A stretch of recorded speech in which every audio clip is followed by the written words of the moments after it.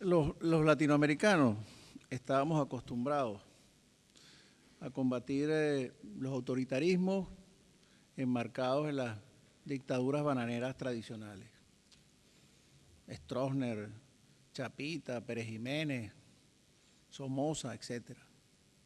Eran individuos que se apropiaban del poder fuera de la legalidad, fuera de ningún lineamiento que tuviera que ver con las leyes, que detenía gente sin procedimiento, que asesinaba gente, que hacía lo que le daba la gana y que de alguna manera era muy fácil de demostrar las atrocidades y el régimen antidemocrático que ellos llevaban. Hoy en día, en América Latina, tenemos esto que llamamos populismos autoritarios. Es un poco más complicado, es bastante más complicado, porque primero están montados en una base legal, hacen elecciones, ganan las elecciones, fraudulentamente, pero las ganan, y lo hacen de una manera tan sofisticada que cuando van instituciones como el Centro Carter, por ejemplo, dicen que esas son las elecciones más transparentes. O sea, instituciones internacionales avalan este tipo de elecciones y para los gobiernos avanzados, los gobiernos democráticos europeos, Estados Unidos, les cuesta trabajo o les cuesta interiorizar que es una forma moderna de dictadura. Pero además evolucionan. Cuando un gobierno, como estos gobiernos populistas autoritarios, pasan el 95% de su tiempo trabajando en mantenerse en el poder, desarrollan la inteligencia para sofisticar sus formas, para crear nuevos mecanismos de mantenimiento del poder y para crear nuevos mecanismos que permiten engañar a la gente. Por ejemplo, estos son regímenes personalistas.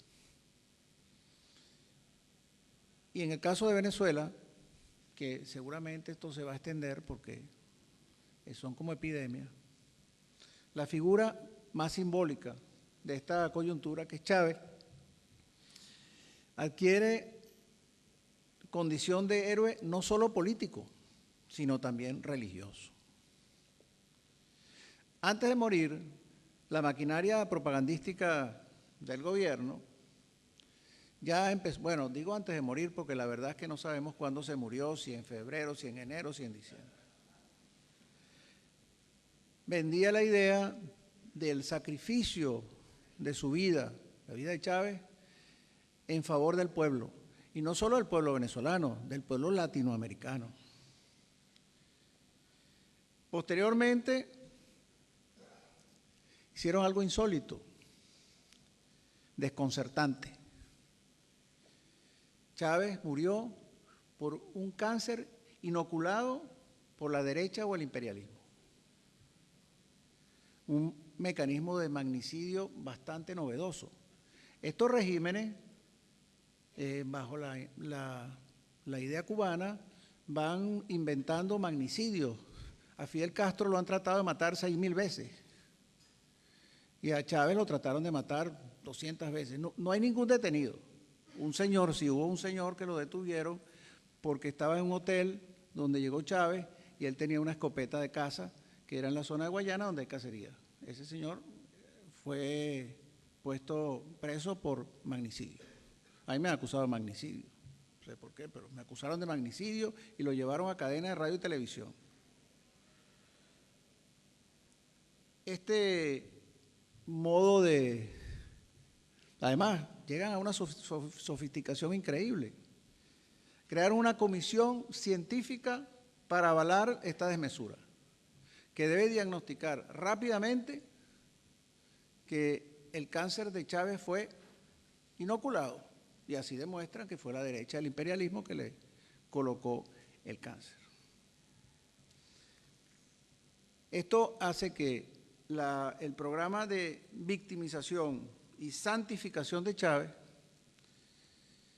reviste al populismo de una condición religiosa, en este caso. Esto tiene asesoría cubana, por supuesto, tiene ramificaciones en el continente, es también parte de un negocio que está basado en el negocio del petróleo venezolano y en el fondo es la política como espectáculo. Todos los regímenes se basan en el subsidio como forma de relación con el Estado. En Venezuela hay 4.500.000 personas en una misión. La misión que ha sido vendida como el mecanismo por el cual el pueblo abandonado por los regímenes anteriores, burgueses y oligarcas, se ha logrado dignificarlos y se ha podido otorgarles esta bendición que es este subsidio, que por supuesto no es un subsidio productivo, a nadie le exigen nada a cambio, sino que le da un subsidio indefinido. Y hay 4,5 millones de personas que están favorecidas por este subsidio. Si bien es cierto que estos son países donde el porcentaje de la marginalidad es brutal, o sea, los gobiernos no han logrado resolver el tema de la distribución del ingreso, pero de la misma manera podemos decir que esto es un paliativo. Bueno, no tenemos que dar mucha explicación. Es una dádiva monumental de varios puntos del PIB.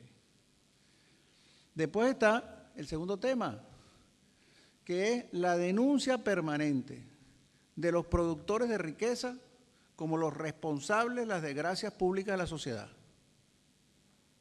El señor Granier es un oligarca terrible, agente, bueno, yo también, que explotamos a nuestros trabajadores, que somos los causantes de los males, tenemos subsidios de la CIA y de todo aquello y somos apátridas, enemigos del pueblo venezolano. Y ahora esto nuevo que es la manipulación de las necesidades espirituales de las personas. Este populismo está fundamentado en 3 ideas, no son únicas, pero predominantes. Primero, la idea del subsidio, un Estado que no promueve el trabajo y el hecho productivo, sino que distribuye recursos económicos a costa de lo que sea, porque entiende su papel como asistencial y no como basado en el hecho productivo. Segundo, un Estado que no produce solución a los problemas. Yo voy a dar un ejemplo curioso. Chávez tenía un programa dominical, aló presidente, horas, él hablaba y prometía cosas y daba clases de todo lo que iba a hacer. Este general Uzón, que nombró Marcel, era el ministro de Finanzas. Y bueno, ahora es un señor que estuvo preso, ahora está en la oposición, es amigo nuestro. El general Uzón era como ministro de Finanzas, un día se le presentó a Chávez y le dijo, mire presidente, aquí le he creado un programa, que es un programa donde cada cosa que usted promete, yo lo hago en tiempo real y determino de dónde puede sacar los recursos, cómo es el timing para hacerlo, cuál es el procedimiento y todo está en el programa. Él me cuenta que Chávez se le quedó viendo y le dijo, ¿y para qué haces eso? Yo digo esas cosas haciendo política, no es para que se hagan. Entonces, es un Estado que se concentra en la denuncia y en la polarización política, no produce solución a los problemas. Está siempre en actitud de mantenerse en estado de emergencia o de excepción. Atiza en vez de solucionar los problemas. Siempre hay un magnicidio, una lucha contra alguien, siempre hay un enfrentamiento contra terceros, contra países, iba a invadir Colombia una vez, y bueno, los tanques no le funcionaron. Y tercero, un Estado que convierte la mitificación de ciertos personajes en su principal política pública. Estado que no soluciona, sino que denuncia. Un Estado que no racionaliza, sino que mitifica. Que además el desarrollo, la evolución de esos Estados populistas autocráticos es que se convierte en una especie de epidemia en el continente. Y esa epidemia la vemos, por ejemplo, en el caso de los medios de comunicación. Como dentro de un esquema que además está en el Plan de la Nación, que es la hegemonía comunicacional. En el Plan de la Nación está el texto hegemonía comunicacional, que es el modelo cubano, pero en el largo plazo.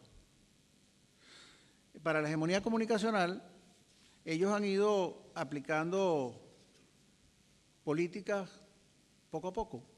Primero, la agresión a los medios, agresión física a los comunicadores, agresión a los medios de comunicación asaltados, destruidos.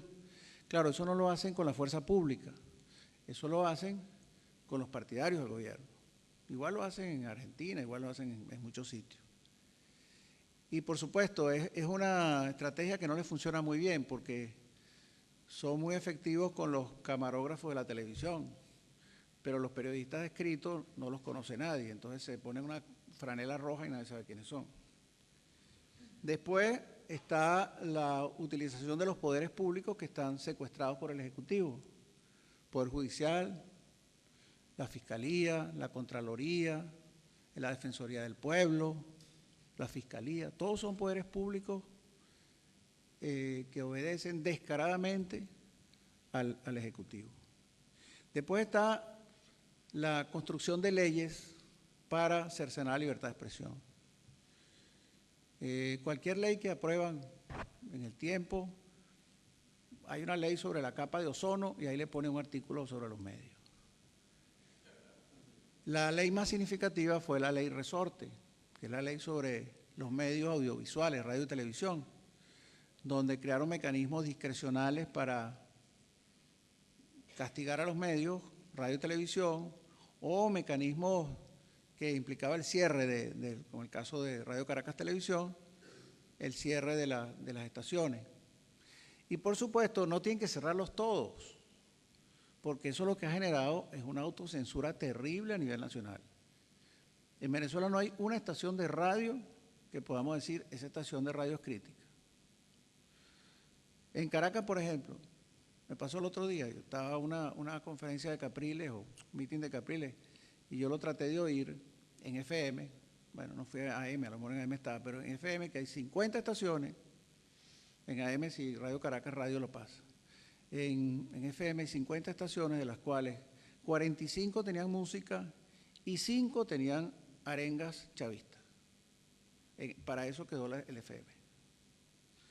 Después están los procedimientos administrativos. Bueno, los procedimientos son, primero, la eliminación de la publicidad oficial. Imagínense en Venezuela, que es un país donde la economía del Estado es la más importante, eliminación de la publicidad oficial como método de castigo a los medios independientes.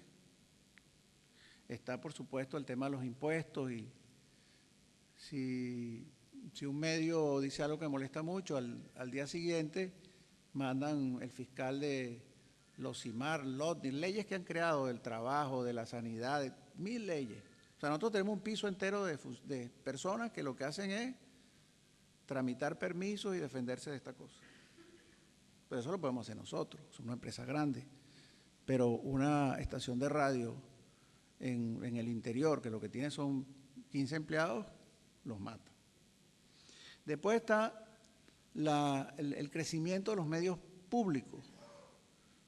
En Venezuela había un solo canal de televisión del Estado, ellos fueron comprando o creando nuevos canales, y en esos canales y en esas estaciones de radio se dedican sistemáticamente en programas a insultar, a vilipendiar, a difamar no solo a los políticos de oposición, pero también a los periodistas independientes y a los editores y a todo el que no le siga la línea.